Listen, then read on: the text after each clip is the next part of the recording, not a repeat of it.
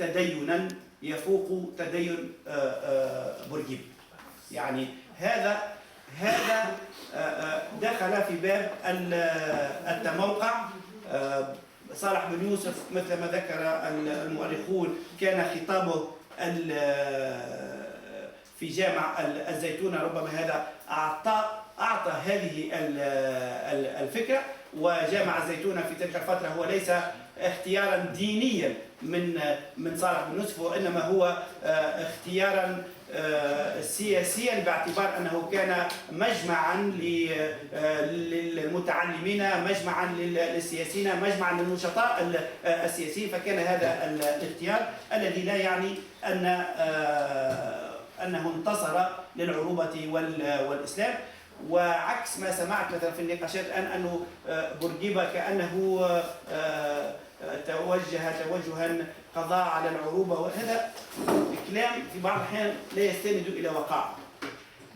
مرة نقدم في كتابي في دور الثقافة، وجاء واحد يعني متقدم شوي السن وياخذ في تيز كاملة، يحكي في تيز كاملة اللي كيفاش بورقيبة قضاء على العربية وهلك العربية ودمرها. قلت له أنا كان بورقيبة قضاء العربية، كيفاش أنت تتكلم بالعربية دي صحيحة وأنا نتكلم على العربية وكذا؟ احنا في بعض الأحيان نتبناو مقولات ونصدقوها، تلمو تتعاود نصدقوها. يعني ثم جوانب في الجانب هذا نقول بورقيبة قضاء على العروبة، بورقيبة قضاء على الإسلام. هذه من كما يقولوا في اللغة الفقهاء اللغة يقولوا من الأخطاء الشائعة. هذه أيضا من الأخطاء الشائعة، لأنه لو قضاء على العروبة لما وجدنا عروبة ولو وجدنا لغة عربية، لو قضاء على الإسلام لما وجدنا إسلام.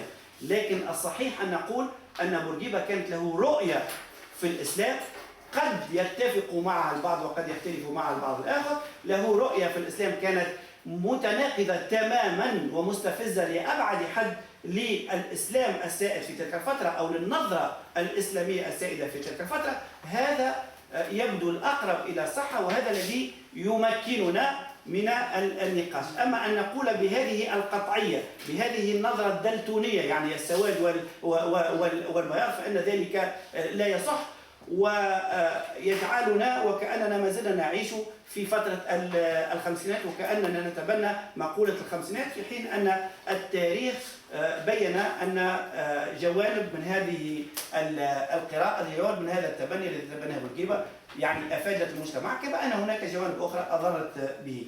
فأنا أريد أن أقول في هذه المسألة أن حتى الحديث عن العروبة والإسلام هو حديث سياسي بامتياز، تم توظيفه في إطار الصراع بين الرجلين. بالنسبة إلى النتائج السلبية لهذا الصراع، يعني ماذا خسرت تونس؟ حب نسأل سؤال، ماذا خسرت تونس بالصراع البورقيبي اليوسفي؟ يعني خسرت الكثير، يعني خسرت الديمقراطية مثل ما كان، لأنه هناك من الباحثين من يعتبروا أن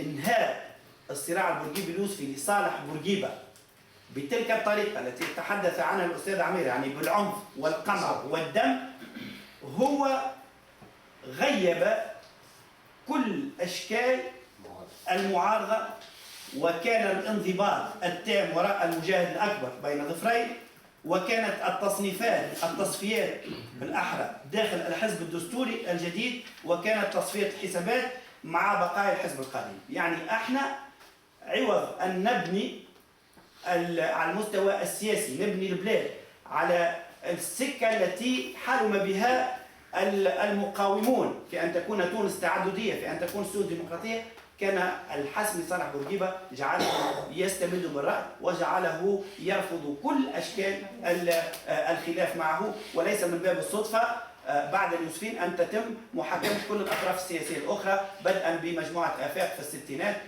والبعثيين في الستينات، مرورا بكل التيارات السياسية. يعني هذا هو اللي خسرنا أيضا مسألة أخرى هامة، ونحن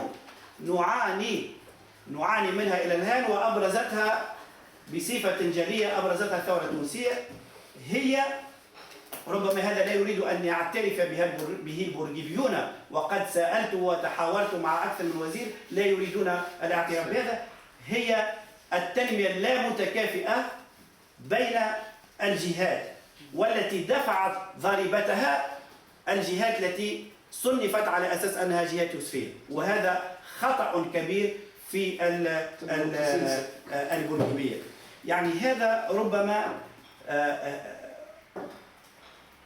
انتصار بورقيبة بالطريقة التي بيناها، وغياب أي شكل من الأشكال دفع إلى ما سماه الباحث والمؤرخ علي المحجوبي إلى برجنة البورقيبيزاسيون، ترجمتها بالعربية برجنة المجتمع التونسي. يعني لا يقول لقد حرص بورقيبة الذي لم يسعى إلى تأهيل بلده وطلائعه المفكرة لجني ثمار الديمقراطية.